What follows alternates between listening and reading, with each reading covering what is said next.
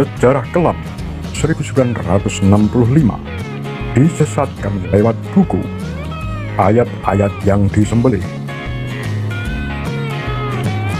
ditulis oleh Profesor Dr. Asfi Warman Adam, sejarawan dan peneliti LIPI.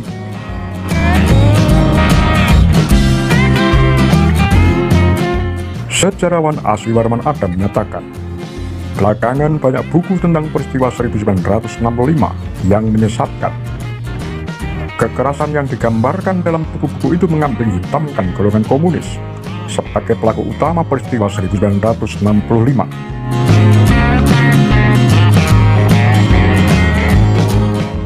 Salah satunya adalah buku berjudul Ayat-ayat yang disembelih yang ditulis oleh Anab Afifi dan Tawaf Zulharon. Buku itu berisi hasil wawancara dengan 35 orang yang menceritakan kekejaman sekelompok orang yang mereka sebut komunis. Namun Asfi menilai sumber yang digunakan dalam cerita tersebut tak dapat dipastikan kebenarannya.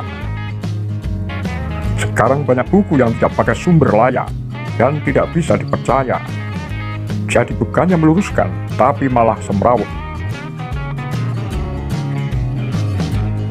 Menurut Asfi, buku itu menceritakan tentang tragedi yang terjadi di Brebes, Tegal, dan Pemalang pada revolusi sosial setelah tahun 1945. Tokoh utama dalam cerita itu adalah Kutil alias Sahyangi yang digolongkan sebagai anggota Partai Komunis Indonesia (PKI). Padahal dalam disertasi Anton Lucas, seorang peneliti berkewarganegaraan Australia, Kutil disebutkan sebagai preman yang memiliki padepokan. Dia dipanggil Kutil karena memiliki penyakit kulit berupa kutil di wajahnya.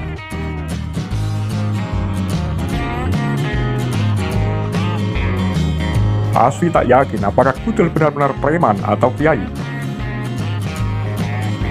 Pada masa revolusi sosial, golongan komunis maupun non-komunis sama-sama menderita dari sisi ekonomi. Hal tersebut menimbulkan anarki di antara golongan masyarakat, salah satunya dengan meminta penggantian kepala daerah. Hingga akhirnya muncul sosok Kutil. Ia ibarat pahlawan dalam cerita fiksi Robin Hood yang membagikan hartanya pada orang-orang tak berpunya. Tidak ada hubungannya antara Kutil dengan PKI. Munculnya buku semacam itu dikhawatirkan Asfi akan membuat bingung generasi mendatang. Menurutnya, ada dua solusi untuk menyelesaikan peristiwa 1965 agar tidak terjadi fakta yang menyesatkan.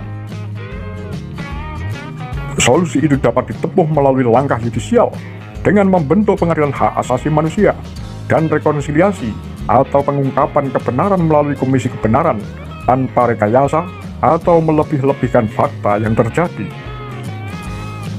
Tindakan yang tak kalah penting, kata Asfi, adalah permintaan maaf dari pemerintah bagi para korban yang terbuang hingga harus menjadi warga negara lain.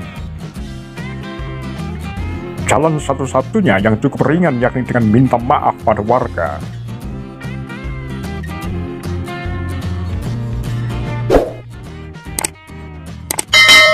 Apa pendapat Anda?